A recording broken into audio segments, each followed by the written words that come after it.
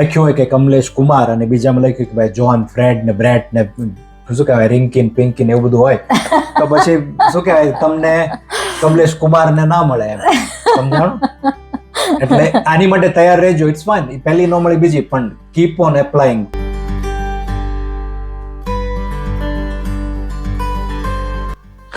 Hello, કેમ છો?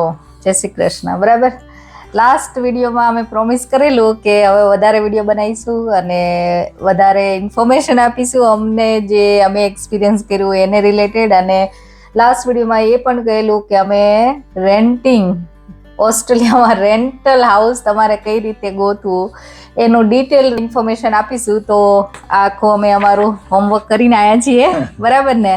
અમારા એક્સપિરિયન્સ પ્રમાણે અમે બધી માહિતી તમને આપી શકીએ કે તમારા માટે ઈઝી થઈ જાય. શું કેવું? બરાબર ને? છે. એટલે ગઈ વખતે આપણે ડિસ્કસ કર્યું હતું રેન્ટલ પ્રોપર્ટી ઓસ્ટ્રેલિયામાં લેવી અથવા તો ભાડે ઘર ગોતવું અથવા તો રાખવી બહુ મુશ્કેલ છે. બધાને કેટલી તકલીફ પડે છે, અમને પોતાની તકલીફ પડી છે. તો તમે એન્ડ સુધી તમે આખો વિડીયો જોજો. દરેક મુદ્દા અમે ટ્રાય કરી છે કવર કરવાની કે જેથી કરીને તમે જો ઓસ્ટ્રેલિયાની બહાર હોય, ઓસ્ટ્રેલિયા આવવાના હોય અને રેન્ટલ પ્રોપર્ટી ગોતતા હોય, બહાર રહીને ઓવરસીઝ માઇગ્રેન્ટ હોય ત્યાંથી જ પ્રોપર્ટી તમે ગોતો છો, ફોર એક્ઝામ્પલ યુકે કે ઇન્ડિયામાં છો અને અહીંયા આવવાનો છો, તો પણ આ વિડીયો તમને કામ લાગશે. અને તમે ઓસ્ટ્રેલિયામાં જ છો, રિસેન્ટ માઇગ્રેન્ટ છો અને પ્રોપર્ટી ગોતો છો તો પણ તમને આ કામ લાગશે. બરાબર છે? અમારો એક્સપિરિયન્સ કમલેશે કીધું એમ કડવો એટલે કે લેન્ધી પ્રોસેસ છે થોડી, અને એ પ્રોસેસને સમજવી થોડી અઘરી હતી. એટલે સિસ્ટમ સમજતા આપણને વાર લાગે છે. રેન્ટલ પ્રોસેસ જ આખી છે કે શરૂઆતમાં તમે ઘર પ્રોપર્ટી ગોતો, ફાઇન્ડ કરો, પછી તમે પ્રોપર્ટી તમને ગમી હોય તો એપ્લાય કરો, પછી એની પ્રોસેસમાં એપ્લિકેશન વખતે તમારે શું શું વસ્તુ એડ કરવું, શું વસ્તુ અવોઇડ કરવું, એટલે ઘણી બાબત છે. એટલે આ બધી બાબતનો તમને આપણે વિગતવાર આમાં આપણે ગો થ્રુ કરશું જેથી કરીને તમને આખી પ્રોસેસ સમજવી ઈઝી પડે. બરાબર છે? તો સૌથી પહેલો તો એ જ ક્વેશ્ચન કે તમારે ક્યાં પ્રોપર્ટી ફાઇન્ડ કરવી? હા, એટલે એ તો ઇઝી સ્ટ્રેટ ફોરવર્ડ છે. તમને બધાને ખબર હશે કે ઓસ્ટ્રેલિયામાં સૌથી વધુ રેન્ટલ પ્રોપર્ટી બે વેબસાઇટ છે કે realestate.com.au અને domain.com.au. આ બંને વેબસાઇટ ઉપર લગભગ I would say 90% rental properties available હોય, બધી આની ઉપર લિસ્ટિંગ હોય જ છે. ક્યારેક એવું બને કે ડોમેનમાં હોય તો રિયલ એસ્ટેટમાં ના હોય, ને રિયલ એસ્ટેટમાં હોય તો ડોમેનમાં ના હોય, પણ એ બંને તમે કવર કરો એટલે આ બંને વેબસાઇટ ઉપર લગભગ રેન્ટલ પ્રોપર્ટીઝ તમને મળી જશે. ઓકે, તમે બે વેબસાઇટ તો આપી દીધી જે આઈ થિંક ફેમિલી માટે છે, પણ જે સ્ટુડન્ટ્સ બધા આવતા હોય એના માટે શું ઓપ્શન છે? ના, સ્ટુડન્ટ્સ માટે એ છે કે સ્ટુડન્ટ્સ માટે શું આપણે કરીએ કે કમ્યુનિટી ગ્રુપ્સ હોય, વોટ્સઅપ ગ્રુપ, ફેસબુક ગ્રુપ્સ, એ બધા ગ્રુપ્સમાં સ્ટુડન્ટ્સ ઓલરેડી શેરિંગમાં રહેતા હોય ને, તો એમાંથી કોઈ નીકળે બહાર જતું હોય તો અમે એડવર્ટાઇઝ કરતા હોય કે અમારી પાસે 1 રૂમ અવેલેબલ છે, 2 રૂમ અવેલેબલ છે, તો સ્ટુડન્ટ્સને આ બધા કમ્યુનિટી ગ્રુપ્સ સર્ચ કરવાના ફેસબુકના. અને જો લોકલ કમ્યુનિટી વોટ્સઅપ ગ્રુપ હોય, ઘણા આ વખતે સ્ટુડન્ટ જે આવ્યા એ લોકોએ ઓલરેડી વોલોંગોંગ ઇન્ડિયન્સ ઇન વોલોંગોંગ વાળું ફેસબુક ગ્રુપ અને વોટ્સઅપ ગ્રુપ બંને જોઈન કરી લીધું હતું. એ લોકો ઓલરેડી ઇન્ડિયામાં હતા ત્યાંથી, અને ત્યાંથી જ મેસેજ કરતા હતા કે હું આ તારીખે આવું છું અને મને આ એક સિંગલ રૂમ જોઈએ છે, હું વેજીટેરિયન છું કે હું નોન સ્મોકર છું, કે આ પ્રકારનું બધું ડિસ્ક્રિપ્શન લખે ને કે મારે રૂમ જોઈએ છે. એટલે એ લોકો સ્ટુડન્ટ્સ માટે આ જ વસ્તુ ઈઝી પડે છે કે ભાઈ તમે શેરિંગમાં આ પ્રકારના કમ્યુનિટી ગ્રુપ્સમાં તમે જુઓ, એમાં ઇન્ફોર્મેશન મળી જાય, અથવા તમે તમારી પોસ્ટ મૂકો કે મારે જોઈએ છે શું કહેવાય સિંગલ રૂમ તો અવેલેબલ છે કે, તો કોઈ રિપ્લાય કરશે. પ્લસ તમે કોઈ યુનિમાં હોય તો એ લોકોના એકોમોડેશન હોય જ છે. ઓફકોર્સ એ થોડા વધારે કોસ્ટલી હોય, પણ ઇનિશિયલ તમને એમાં એકોમોડેશન મળતું હોય તો લઈ લેવાનું, પછી આવીને એરિયા વાઇઝ કે તમે સર્ચ પણ કરી શકો. બરાબર ને? બરાબર છે. Okay, decide location. ના, એટલે એ પણ છે કે ભાઈ ચલો તમને ડોમેનમાં કે રિયલ એસ્ટેટમાં ગયા પછી તમે પ્રોપર્ટી સર્ચ કરો મીડા તો ક્યાં રહેવું. હવે ક્યાં રહેવું ડિપેન્ડ્સ ઓન તમારી પોતાની ચોઇસ છે, અથવા તો કે તમારી જોબ, અથવા તો તમારા કિડ્સની સ્કૂલ. તમે ફેમિલી સાથે માઇગ્રેટ થતા હોય તો તમે ઇમ્પોર્ટન્સ એને આપો છો? તમારી છોકરાઓની સ્કૂલને, કે નજીક સારી સ્કૂલ છે એની નજીકમાં ઘર ગોતવું છે, કે પછી તમારા જોબની ફ્રીક્વન્સી કે તમને જોબ મળે છે અથવા તો ટ્રેન સ્ટેશન નજીક રાખવું કે ત્યાંથી હું ટ્રાવેલ જલ્દી કરી શકું. એટલે એમાંથી તમારે પ્રાયોરિટી આપવાની છે અને એ પ્રમાણે તમે લોકેશન ચૂઝ કરો. બરાબર છે? અને બીજી વસ્તુ, લોકેશન તમારી ઇન ડિટેલ ખાલી ક્રાઇમ રેટ જોવો હોય તો રેડ સબબ કરીને છે એક વેબસાઇટ, હું અહીંયા ડિટેલ મૂકી દઈશ. રેડ સબબ વેબસાઇટનું યુઝ છે ને મોસ્ટલી ઓસ્ટ્રેલિયન ઓથોરિટીઝ કરે છે કે ક્રાઇમ રેટ ક્યાં કેટલું છે. ઇવન ઘણા એસ્ટેટ એજન્ટ પણ કરતા હોય છે. તો એની ઉપરથી તમને આઈડિયા આવશે કે કયા એરિયામાં ક્રાઇમ રેટ ઓછું છે તો ત્યાં આપણે લેવાય કે ના લેવાય, એ પ્રકારનું એમ, બરાબર. એટલે એની ઉપરથી તમને આઈડિયા આવશે. એમાં એવું છે કે સ્કોર જેમ ઓછો એમ એ એરિયા બહુ સારો. ફોર એક્ઝામ્પલ અમારા એરિયામાં અમે રહેતા હતા ત્યાં રેડ સબબનો સ્કોર 10 હતો, એટલે વિચ ઇઝ રિયલી ગુડ. એટલે તમે એરિયા તમને આઈડિયા આવશે, એમાં કલર કોડિંગ ને બધું છે એ સાઇટ ઉપર. એટલે હું અહીંયા મૂકીશ એટલે તમે જોઈ શકશો, બરાબર છે. ના બરાબર. તો હવે અન્ડરસ્ટેન્ડિંગ લિસ્ટિંગ, જે વેબસાઇટમાં લિસ્ટિંગ કર્યું હોય. હા, એ છે કે પ્રોપર્ટી, જો તમે જ્યારે પણ પ્રોપર્ટી સર્ચ કરતા હોય ઓસ્ટ્રેલિયામાં તો તમે જોઈ શકો કે ભાઈ આ વેબસાઇટ છે, એમાં કે ભાઈ હાઉસીસ છે, યુનિટ્સ છે, અપાર્ટમેન્ટ છે. એટલે તમને ખબર તો પડી જાય, હાઉસ એટલે અલગથી ઘર હોય, અપાર્ટમેન્ટ એટલે ભાઈ મલ્ટી લેયર કે મલ્ટી એકોમોડેશન હોય એક જ બિલ્ડિંગમાં, એમાં અલગ અલગ પ્રકારના ફ્લેટ્સ કે અપાર્ટમેન્ટ્સ હોય છે. ફ્લેટ નહીં, અપાર્ટમેન્ટ કે છે. હા, અને યુનિટ્સ હોય છે. યુનિટ્સ હોય એટલે કે ભાઈ એરિયા એક જ છે. ફોર એક્ઝામ્પલ કે પ્લોટ નંબર 10, પણ પ્લોટ નંબર 10માં હાઉસ 1 થી 5 હોઈ શકે, તો 5 બધા યુનિટ્સ કહેવાય કે એમાં 5 યુનિટ છે પ્લોટ નંબર 10માં, તો એવું લખેલું આવે કે 5/10, પછી જે રોડનું નામ હોય એ, બરાબર છે. એટલે આ પ્રકારનું હોય છે. પણ આ બધી બાબત એટલે તમે લિસ્ટિંગમાં તમે જોશો ને આ બધું તમને દર્શાવવામાં આવશે. પણ એની સિવાય સૌથી મોટી વસ્તુ ઇમ્પોર્ટન્ટ છે કે ફર્નિશ્ડ અને અનફર્નિશ્ડ હાઉસીસ. અહીંયા સૌથી મોટી માથાકૂટ જે અમે પર્સનલી ફેસ કરી છે ને, કે ઘર તમને ભાડે મળે છે 4 દિવાલો સાથે જ, બીજું કાંઈ નથી મળતું. યસ. અને લગભગ 90% પ્રોપર્ટી એવી છે અહીંયા. હા, એટલે ઘણા બધા અમે પેલા વિડીયો શેર કર્યો ને એમાં ઘણાએ કહેલું કે ડિપેન્ડ્સ તમે ક્યાં લ્યો છો કે વોટેવર. કદાચ અમુક એરિયામાં મળતા હશે ફર્નિશ હાઉસ, હું એમ નથી કહેતી, પણ અમે જેટલા ફાઇન્ડ કર્યા અમને અનફર્નિશ મીન્સ 4 દિવાલો જ, વોશિંગ મશીન કે જે ઇનિશિયલ ફ્રીજ આ તે બધું રિક્વાયર હોય એ પણ નથી આપતા. એટલે યુકેથી અમને બહુ આખું વિરુદ્ધ લાગ્યું, કેમ કે યુકેમાં રેન્ટિંગ હાઉસ કરો ને તો તમને બધી બેઝિક વસ્તુ તમારા ઘરમાં બધું આપે, તમારે ખાલી તમારી વસ્તુ કે કપડાં ને બધું લઈને જ જવાનું હોય, બરાબર. એટલે અહીંયા એ થોડું અલગ છે. એટલે ફર્નિશ હાઉસ અમને તો અત્યાર સુધી મળ્યું નથી, પણ તમને મળે તો ગોતજો. એટલે તમે જો ખાલી જોવું જોઈએ તમારે, તમે જ્યારે સર્ચ કરો ને ડોમેનમાં કે રિયલ એસ્ટેટમાં, એમાં તમે ફર્નિશ્ડ ટિક કરજો કે તમારે ફર્નિશ ઓપ્શન જોઈ છે, અને તમે જોયો કે તમારા સર્ચમાં કેટલા ઓપ્શન આવે છે. હાર્ડલી અને અમુક ઓપ્શન્સ આવશે કે જે ફર્નિશ હાઉસ છે આવશે, પણ which would be beyond your budget. એવા હશે કે ભાઈ લક્ઝરિયસ એપાર્ટમેન્ટ્સ હોય, એ બધા હશે કે ભાઈ જે કમ્પ્લીટલી ફર્નિશ, કે જે એની ટાર્ગેટ ઓડિયન્સ એરબીએનબી હોય, રેગ્યુલર રેન્ટર ના હોય, તો એ પ્રકારના ફર્નિશ તમને અપાર્ટમેન્ટ્સ મળશે એમ. પણ અધરવાઇઝ ફર્નિશ પ્રોપર્ટી મળવી બહુ મુશ્કેલ છે. ફર્નિશમાં હું શું કહીશ કે ભાઈ 4 દિવાલો જ મળે છે, નથી હોતા બેડ્સ, નથી હોતા, નથી વોર્ડરોબ્સ કે કપડાં ક્યાં મૂકવા, નથી કોઈ પણ પ્રકારના ડાઇનિંગ ટેબલ, ચેર્સ નથી હોતી, નથી કોઈ ટીવી, ફ્રીજ, વોશિંગ મશીન, કોઈ એપ્લાયન્સ નથી હોતા. ડિશવોશર અમુક હાઉસમાં હોય છે. હા, એ એક સરપ્રાઇઝિંગ છે, મને નવાઈ લાગે છે કે અહીંયા ડિશવોશર હોય છે એમ, પણ બાકી બીજું કાંઈ વસ્તુ નથી હોતું એમ. હા, તો હવે છે વીકલી રેન્ટ vs મંથલી. ના એટલે અહીંયા એવું છે કે બધા જે રેન્ટ છે એ વીકલી પે કરવાના હોય છે, મંથલી નથી. કોઈ પણ જગ્યાએ ભાડે આપણે ઘર પ્રોપર્ટી લેવા જઈએ તો વીકલી રેન્ટ છે. એટલે તમે ગમે ત્યાં લિસ્ટિંગમાં રેન્ટ તમે જોવો, મગજમાં એ કાર્ડના મંથલી માઇન્ડસેટ જતો રહે એવી ટ્રાય કરજો, કેમ કે રેન્ટ એ વીકલી છે. એટલે અઠવાડિયે રેન્ટ છે. ફોર એક્ઝામ્પલ કંઈ લખ્યું કે $500 છે, દેટ મીન્સ ઇટ $500 પર વીક, બરાબર, પર મંથ નથી. હવે બુકિંગ ઇન્સ્પેક્શન, એટલે પ્રોપર્ટી તમે એક વખત ફાઇનલ કરી પછી એવું છે કે તમને ગમી, બરાબર, તો પછી તમે એમાં ઇન્સ્પેક્શન માટે તમારે એમાં ઓનલાઈન જ કરવાનું હોય છે કે ભાઈ મારે આ પ્રોપર્ટી ઇન્સ્પેક્ટ કરી છે, એટલે તમને ઈમેલ એડ્રેસ હશે. એટલે સારી વસ્તુ હું એવું કહીશ કે તમે રિયલ એસ્ટેટમાં તમારો અકાઉન્ટ ખોલી નાખજો, realestate.com.au માં. એટલે એ એકાઉન્ટ ખોલવું એટલે તમારે ઈમેલ આઈડી આપવાનું અને પાસવર્ડથી તમે કઈ સર્ચ કરો છો તમારી હિસ્ટ્રી એમાં આવે, ગમે ત્યારે લોગિન થાવ તો. એની એપ પણ છે, ફોન પર તમે ડાઉનલોડ કરી શકો. ડોમેનમાં પણ સેમ વસ્તુ છે. એટલે અકાઉન્ટ બંનેમાં ખોલી દેવું સારું જ્યારે પ્રોપર્ટી સર્ચ કરતા હોય. ગમે પ્રોપર્ટી એટલે તરત જ એવું કહેવાનું ભાઈ મારે આ પ્રોપર્ટી જોઈ છે. હવે તમે ઓવરસીઝ હોય તો તમે ઓવરસીઝનો પણ નંબર આપી શકો છો તમારો એમાં, અને ઈમેલ એડ્રેસ આપી દેવાનું. અને પ્રોપર્ટી તમારે શું કહેવાય એપ્લાય કરવું હોય ત્યારે તમારે એનું બીજું એક છે to apply, will go through that in next phase. હમણાં હું તમને કહું, પણ એ એપ્લિકેશન પ્રોસેસમાં છે. પણ અથવા તો તમારું અકાઉન્ટ ન પણ હોય તો તમે ઈમેલ એડ્રેસ અને તમારું ફોરેન નંબર મોબાઈલ નંબર એ આપીને તે તમે પ્રોપર્ટી ઇન્સ્પેક્શન બુક કરાવી શકો છો. એટલે ઇન્સ્પેક્શન બુક કરવું અહીંયા ફરજિયાત છે. જો તમે ઇન્સ્પેક્શન બુક ના કરાવો, એટલે કે પ્રોપર્ટી તમે પર્સનલી જોવા નથી આવતા, તો તમને પ્રોપર્ટી મળવાના ચાન્સીસ ઓલમોસ્ટ નહીવત જેવા થઈ જાય છે. અને અહીંયા ઓનલાઈન ઇન્સ્પેક્શન કરે કે તમને બતાવે એવું પણ ઓપ્શન હોતો નથી.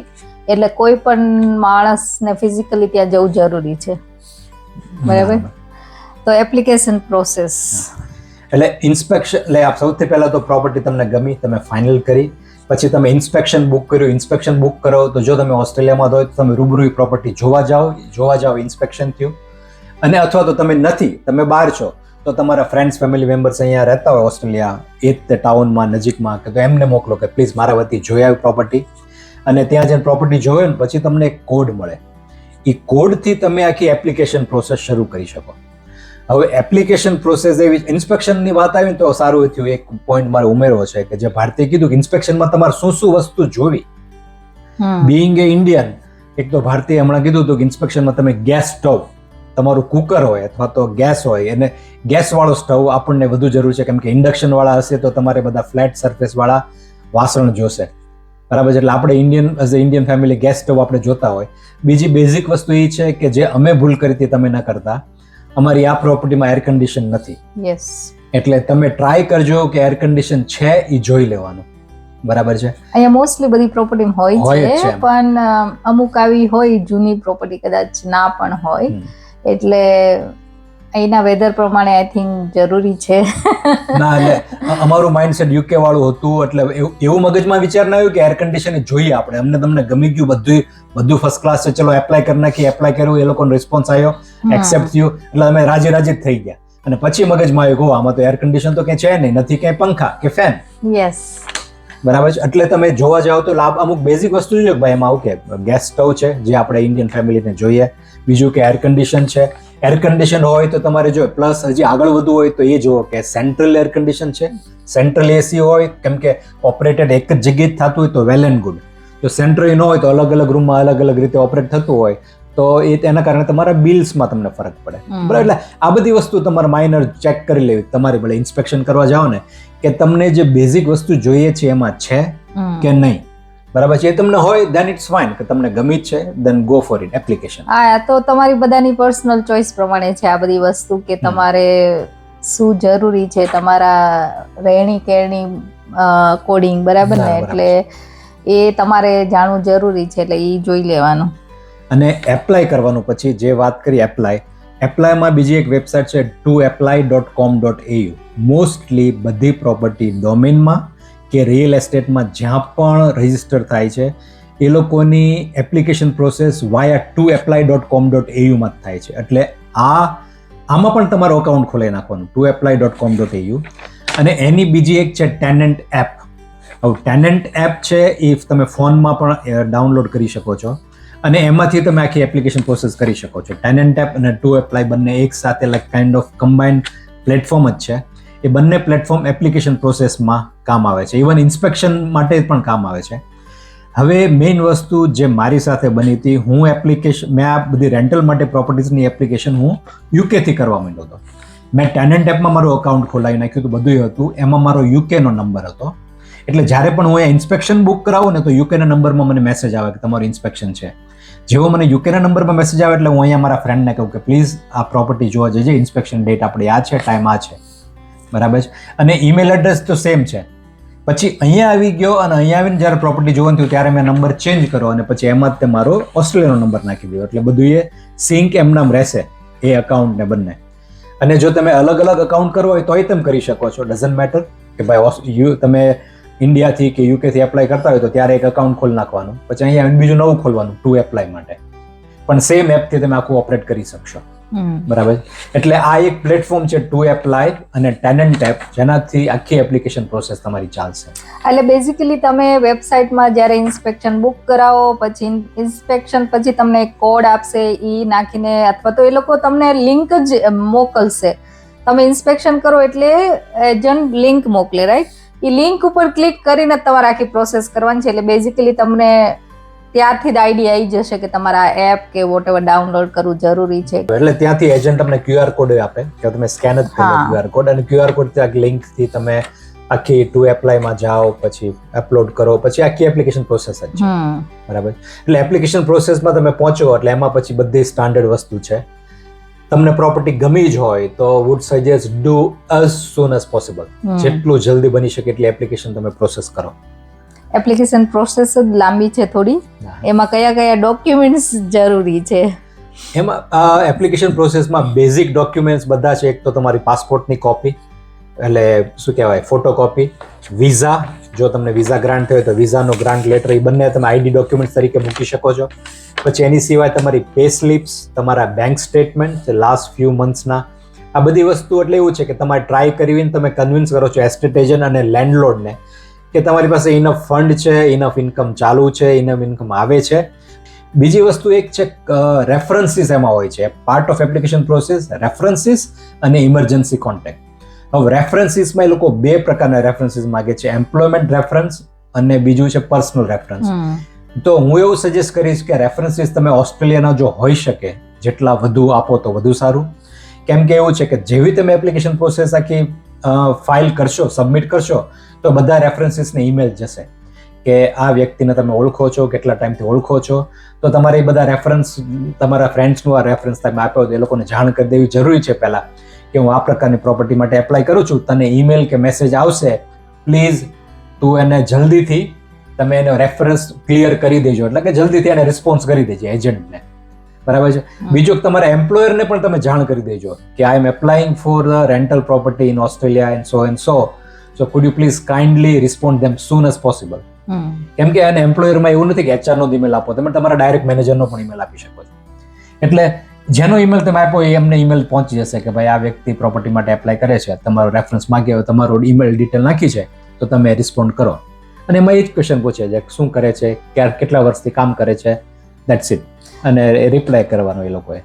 એક વસ્તુ અહીંયા વધારે અનોઈંગ એ હતી કે એ લોકો તમને પ્રોપર્ટી ગમી, તમે એપ્લાય કરો તો એ લોકો રેફરન્સ તમને એ પ્રોપર્ટી મળી કે ન મળી એની પહેલા દરેક વખતે એ લોકો રેફરન્સ માટે કોન્ટેક્ટ કરશે.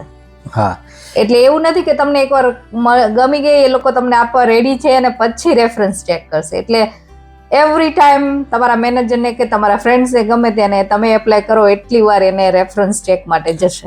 ઉદાહરણ તરીકે અમારી સાથે એવું બન્યું હતું કે અમે ફોર એક્ઝામ્પલ 25 પ્રોપર્ટી એપ્લાય કરી તો મારા મેનેજરને 25 વખત ઈમેલ ગયો હતો કે કમલેશે પ્રોપર્ટી એપ્લાય કરી છે, યસ, તમારે એનું ડિટેલ મોકલાવો. એટલે એ થોડું અમને અનોઈંગ વધારે લાગે. એટલે એ સરપ્રાઇઝિંગ, કારણ કે આપણને પ્રોપર્ટી મળી હોય અને પછી રેફરન્સ માટે જાય તો ઇટ્સ ફાઇન, પણ આપણને મળી જ નથી અને ધારો કે પછી મેનેજરને ઈમેલ મોકલે, મેનેજરને હું તરત ફોન કરીને કે ભાઈ મને જલ્દી રિસ્પોન્ડ કરી દે, મેનેજર બિચારા રિસ્પોન્ડ કરી દે, બરાબર. અને પછી અહીંથી આપણને ઈમેલ આવે રિજેક્શન, તમને પ્રોપર્ટી નથી મળી. સમજાણું? એટલે every time you apply, every time your references will get an email or text messages. એટલે એની માટે પ્રિપેર રહેજો અને એમને કઈ પણ દેજો કે સોરી આવું થશે. એટલે આ થોડું વધારે અનોઈંગ હતું અને એ લોકો એ મળે પછી કરે તો ઇટ્સ ઓકે, પણ એટલે અને તમે એપ્લિકેશન કરી એનો મતલબ એવો નથી કે તમને એ ઘર મળી જ જશે, એટલે એ થોડું યાદ રાખજો. તો કઈ કોમન ચેલેન્જીસ આવી હતી તમારે? કોમન ચેલેન્જીસ એટલે પ્રોપર્ટી એપ્લિકેશન દરમિયાન કે ભાઈ આપણને એવું થાય કે ઓલમોસ્ટ ધેર પ્રોપર્ટી ગમી છે એટલે જોવા કોઈ આવ્યું નથી તો આપણને એમ થાય કે આપણો ચાન્સ વધી ગયા છે એમ. પણ તમે એપ્લાય કરો અને જો એપ્લાય કરો ને પછી 1 કે 2 વીક માટે કાંઈ જવાબ નથી આવતા, બરાબર. બધા અહીંયા સુઈ જાય છે, આઈ ડોન્ટ નો, બરાબર. કોઈ જવાબ નથી આવતા એટલે ડોન્ટ એવું નહીં સમજતા કે ભાઈ આનું શું થયું શું નહીં, પણ કીપ ટ્રાઈંગ, કીપ એપ્લાઇંગ. એક સાથે 2-3 પ્રોપર્ટીમાં એપ્લાય કરજો, હું તો એમ કહીશ. અને બીજું કે એઝ એ સ્ટુડન્ટ હોય અને તમે ટ્રાય કરતો તો શેરિંગમાં પણ તમે કરજો, કારણ કે એ લોકો એવું નથી કે ભાઈ સ્ટુડન્ટ ના કરી શકે, ફેમિલી વાળા જ કરી શકે. સ્ટુડન્ટમાં હોય ને તમે ઇન્કમ હોય, તમે કમાતા હોય તો 4 કે 5 સ્ટુડન્ટ ભેગા થઈને ઘર અહીંયા લે છે, એવું નથી લેતા. એટલે ધારો કે પણ બધાનું નામ અંદર હોવું જોઈએ. એ લોકો એમ કહે છે કે જેટલા એડલ્ટ ઓવર 18 આ પ્રોપર્ટીમાં રહેવાના હોય બધાનું નામ એમાં હોવું જોઈએ, કમ્પલસરી છે. બધાના રેફરન્સીસ ક્લિયર થશે, એ પણ યાદ રાખજો. ધારો કે અમારા બેનું નામ હોય તો એના એમ્પ્લોયરને ઈમેલ જશે, મારા એમ્પ્લોયરને જશે, એના 2 રેફરન્સીસ હોય, મારા 2 રેફરન્સીસ હોય, બધાને ઈમેલ ને ટેક્સ્ટ મેસેજ જશે.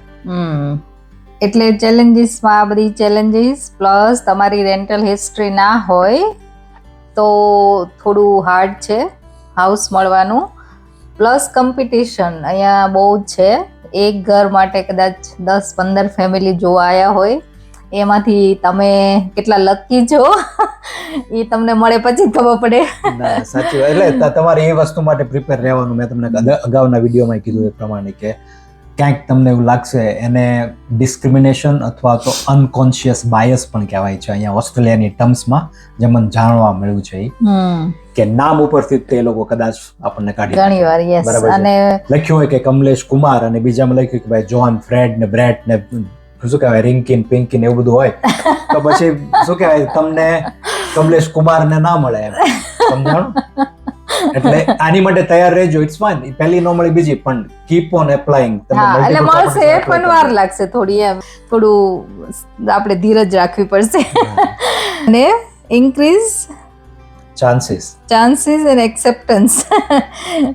તો કઈ રીતે તમે ચાન્સ વધારો કે તમને પ્રોપર્ટી મળવાના ચાન્સીસ વધુ છે, તમે કઈ રીતે કરી શકો? આ કોમ્પિટિશન છે, આટલી બધી માથાકૂટ છે, તો એક રસ્તો એવો છે કે તમે છે ને જ્યારે એમાં એક આપણે બધા ડોક્યુમેન્ટ્સ અપલોડ કરીએ ને એમાં તમને એડિશનલ ડોક્યુમેન્ટ્સ અપલોડ કરવા દે. અને એક તો કવર લેટર છે. એટલે હું સજેસ્ટ કરીશ કે make sure you always put down your cover letter, જેમાં તમે તમારું બેકગ્રાઉન્ડ લખો આખું. ફોર એક્ઝામ્પલ અમે લખતા હતા કે અમે યુકેથી રિસન્ટલી મૂવ થયા છીએ, વેલ સેટલ છીએ, મારી જોબ છે, કોન્ટ્રાક્ટ છે, આ ભારતીય જોબ કરતી હતી, અમે ત્યાં અમારું પોતાનું ઘર હતું, હવે અહીંયા આવ્યા, હવે અમે ઘર ગોતીએ છીએ. અને બીજું વસ્તુ એની સિવાય તમે એમ એ પણ કરી શકો છો કે ભાઈ ફોર એક્ઝામ્પલ કે જે મને અહીંયા બીજા લોકો આવતા હતા એની ઉપરથી જાણવા મળ્યું, એ આઈડિયા સારો હતો કે જે અમે એપ્લાય નહોતો કર્યો, અમે કદાચ કર્યો હોત તો હેલ્પફુલ થઈ શકે. કે ફોર એક્ઝામ્પલ કે અમે તમને 4 અઠવાડિયાનું કે 8 અઠવાડિયાનું એડવાન્સ રેન્ટ આપવા તૈયાર છે, કે જેથી કરીને 6 મહિનાનો કોન્ટ્રાક્ટ હોય ને તમે 8 અઠવાડિયાનું એડવાન્સ રેન્ટ આપો તો એ લોકોને રિસ્ક ના લે, લેન્ડલોર્ડને કે એસ્ટેટ એજન્ટને રિસ્ક ના રહે. તો આવી વસ્તુ તમે કવર લેટરમાં મેન્શન કરી શકો છો. બરાબર છે. અને મને એક જણા એવું કહેલું કે ફોર એક્ઝામ્પલ 700 પ્રોપર્ટીનું રેન્ટ છે તો તમે ઓફર 710 કરો. એટલે આ અમારો અનુભવ નથી આ બધું કરવાનો, પણ આવું મેં સાંભળ્યું છે કે તમે $10-20 એક્સ્ટ્રા આપો તો પણ તમને કદાચ કન્સિડર કરે. હા, એટલે જસ્ટ થિંક અબાઉટ, કારણ કે જો 15 લોકો પ્રોપર્ટી જોવા આવ્યા એમાંથી 10 લોકોને ગમી પ્રોપર્ટી, 10 લોકો એપ્લાય કર્યું, બરાબર છે ને? હવે રેન્ટ એડવર્ટાઇઝ રેન્ટ હતું કે ભાઈ $700 પર વીક, બરાબર છે. હવે તમે ખાલી એટલું જ લખ્યું કે ભાઈ હું I am happy to pay, application પ્રોસેસમાં તમારો આંકડો નાખવાનો હોય, એપ્લિકેશન પ્રોસેસમાં તો તમે કહ્યું $710 પર વીક હું આપીશ, તમારે મહિને $40 એક્સ્ટ્રા ગયા, તો ચાન્સીસ ઓફ એક્સેપ્ટન્સ તમારા સીધા વધી ગયા $10 એક્સ્ટ્રા આપવાથી. તમે જો એની માટે પ્રિપેર હોય કે તમારું બજેટ 700 થી 750 લઈને તમે મગજમાં ચાલો છો તો વાય નોટ. એટલે ઘણીવાર પ્રોપર્ટી ગમી હોય અને આવો ચાન્સ અમે નથી લીધો પણ તમારે લેવો હોય તો, કારણ કે ઘણાએ લીધેલો છે, અમે જોયેલું છે ને એ લોકોને પ્રોપર્ટી મળેલી છે, એટલા માટે અમે કહીએ છીએ. આ બધું આ ડિસ્કસ કરવાથી અમને ખબર પડી, સમજાણો, એટલે અમને એમ થયું કે તમને તમારી સાથે શેર કરીએ કે આવું પણ થાય છે અને એક્સેપ્ટન્ટ થાય છે પ્રોપર્ટી. એટલે આવો આઈડિયા અમને નતો આવ્યો, એવું સૂચો નહીં, પણ એ લોકોએ કીધું, અમારા ફ્રેન્ડ્સ લોકોએ કે એમને પ્રોપર્ટી મળી ગઈ તો અમને નવાઈ લાગી કે હા યાર આવું કેમ ને આપણને સૂચ્યું. એટલે આ બધા કોઈની લોકોની સાથે વાત કરીને અમને મળેલા આઈડિયા છે જે તમારી સાથે અમે શેર કરીએ છીએ. આઈ હોપ કે તમને પણ આ બધું હેલ્પફુલ થાય અને જલ્દીથી ઘર મળી જાય. શું કેવું? ના, સાચી વાત છે. અને પ્રોપર્ટી ગોતવામાં નો ડાઉટ કે ભાઈ મોટામાં મોટી તકલીફ એ છે કે વન્સ યુ ફાઇન્ડ પ્રોપર્ટી, તમને મળી ગઈ, પણ તમે આગળ પાછળનું બંને, જો તમે અત્યારે ઓસ્ટ્રેલિયામાં રહેતા હોય અને ઘર મૂવ કરવાના હોય, અથવા તો તમે બહારથી આવો છો અને તમે અહીંયા પ્રોપર્ટી ગોતો છો, હું એક વસ્તુ એડિશનલ એમાં એડ કરીશ કે પ્રોપર્ટી ગોતી પછી લેવામાં અને મૂવ કરવામાં તે આગળ પાછળનો બજેટનો ખર્ચો પણ જોઈજો, કેમ કે એ ખર્ચો પણ થાય છે. ફોર એક્ઝામ્પલ અત્યારે એક ઘર છોડીને બીજે ઘરે રહેવા જાઓ તો એવું પણ બની શકે કે આ ઘરનું રેન્ટ ચાલુ હોય, નવા ઘરનું રેન્ટ શરૂ થઈ ગયું હોય અને એક વીક તમે આનું રેન્ટ ભરો છો ને આનું રેન્ટ ભરો છો. હા, મને એક યાદ આવી વસ્તુ, બોન્ડ. અહીંયા બોન્ડ હોય છે, એ આપણે કીધું નહીં કે એડવાન્સ આપવાનું. એ બોન્ડ હોય છે કે તમારે લગભગ 4 વીકનો બોન્ડ ભરવો પડે છે. એટલે એ બોન્ડ નહીં કે એસ્ટેટ એજન્ટ પાસે જાય કે નહીં કોઈ પાસે, ગવર્મેન્ટ પાસે જાય છે બોન્ડ. ગવર્મેન્ટ પાસે 4 વીકનું રેન્ટ એમની પાસે પડ્યું રહે અને જ્યારે તમે પ્રોપર્ટી છોડો ત્યારે પછી એસ્ટેટિશિયન એ તમારી પ્રોપર્ટીની કન્ડિશન ચેક કરે કે ભાઈ બધું બરાબર છે, તમે છોડી છે એટલે કાંઈ તોડફોડ નથી કરી, જે કન્ડિશનમાં તમને આપી હતી એ કન્ડિશનમાં છે. તો એસ્ટેટિશિયન લાગે કે ના એવું નથી, તો એસ્ટેટિશિયન તમને ઇનવોઇસ મોકલે કે આટલાનું તમારું નુકસાન છે. એટલે ફોર એક્ઝામ્પલ $1,000 બોન્ડ હોય તો તેમ કે એમાંથી તમારે $200 અમે આ બાબતના કાપીએ છીએ કે આ ક્લિનિંગ નથી, કે આ તૂટફૂટ થઈ હતી, કે આ ગ્લાસ તૂટી ગયો હતો, બરાબર, અને તમારા બોન્ડના અમે 1000 માંથી 800 રિટર્ન કરીએ છીએ, તમને એક્સેપ્ટન્સ છે? એટલે આપણે કે હા, એટલે ઓટોમેટિક ગવર્મેન્ટમાં જાય અને એ બોન્ડ આપણને પાછો મળે. એટલે આ બોન્ડ પણ ઓવરલેપ થઈ શકે. જેમ કમલેશે કીધું કે આ પ્રોપર્ટી તમે છોડો, બીજી પ્રોપર્ટીમાં જાઓ છો, તો આ બોન્ડ આવતા પાછા તમને વાર લાગશે. એટલે એવું નથી હોતું કે એ બોન્ડ તમે પાછા નેક્સ્ટ પ્રોપર્ટીમાં યુઝ કરી શકો. એટલે તમારે એનું એડવાન્સ બીજી પ્રોપર્ટીના બોન્ડ ભરવાના, રેન્ટ ભરવાનું કે વોટ એવર, અને પાછું ઓલા આવે ત્યાં સુધી તમારે રાહ જોવાની. એટલે એ પણ ઓવરલેપ થાય અથવા થઈ શકે. એટલે આવી બધી અમુક વસ્તુઓ છે એ તમારે ધ્યાનમાં રાખવી. ના એ છે. અને એની સિવાય જે અગાઉ વાત કરી કે પ્રોપર્ટી તો તમને મળી ગઈ, પછી પ્રોપર્ટીમાં તમારે લાવવાનું છે, ફ્રીજ લાવવાનું છે, એપ્લાયન્સીસ બધા લાવવાના, વોશિંગ મશીન લાવવાનું છે, કે સોફા લાવવાના છે, બેડ્સ લાવવાના છે, મેટ્રેસીસ, વોર્ડરોબ્સ ના હોય તો વોર્ડરોબ્સ લાવવાના કપડાં મૂકવા માટે, કે normal like T table, dining table, chairs, TV, કે જે તમારે જોતું હોય બધી વસ્તુ, ઘર વખરીનો બધો સામાન લાવવાનો છે.